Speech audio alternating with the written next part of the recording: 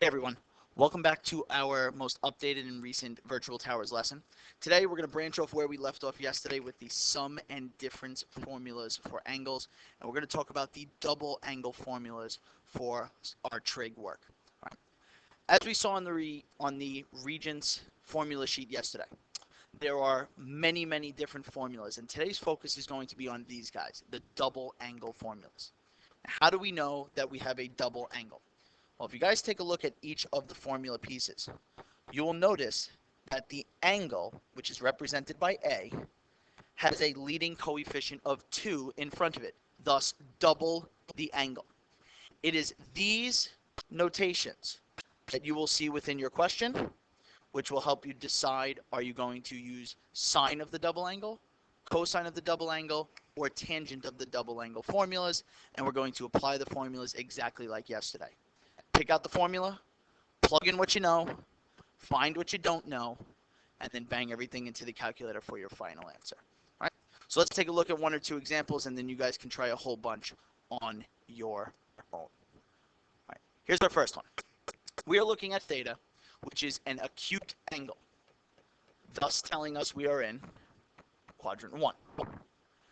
We know that sine of this angle is 5/13, and we are looking to find sine of the double angle. Well, just like yesterday, we're going to go back to our formula sheet, and we are going to pick out the appropriate formula that we need to work with, which in this instance is 2 sine of the angle times cosine of the angle. From here, we're going to plug in the things that we know. Well, what we know is sine. So that 5/13 can get plugged in right for the sine value of our angle. What's missing here is cosine. And just like yesterday, we are going to create our scrap right triangle off to the side, label the parts of that triangle we are given. Since we are given sine, we know that that right triangle has an opposite side of 5 and a hypotenuse of 13. Either using your triple or the Pythagorean theorem, you should get an adjacent side of 12, thus giving you guys a cosine of theta as 12/13. From there, guys, you have everything you need. All that's left is to take this information, plug it into the calculator exactly as we saw it. So we have 2 times our 5/13 times our 12/13. So there's our entry that we did as our work. There's our entry that we did in our calculator. We hit enter, change everything into fraction form, and in this instance we see that the sine of our double angle is 120/169, and there is your correct answer. So hopefully you guys can see where we're going with all this. Again, it's the same setup as yesterday. Find the formula that you're using, plug in what you know, find what you don't know, and then find the ending value of either sine, cosine, or tangent. One more example for you guys before I'm gone and you do your thing.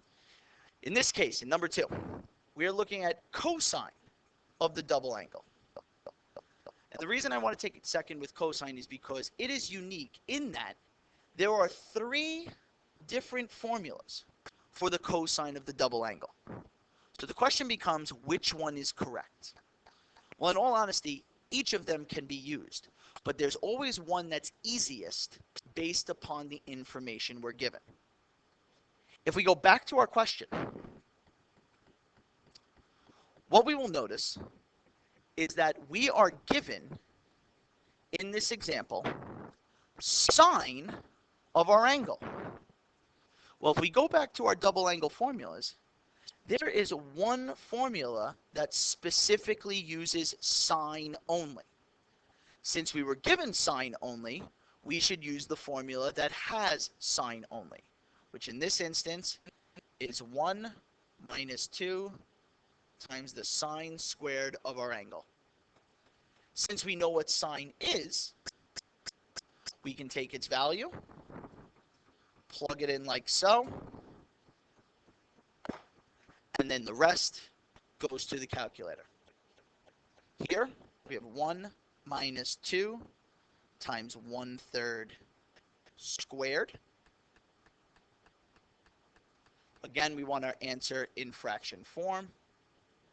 And in the end, the cosine of this double angle winds up being 7/9.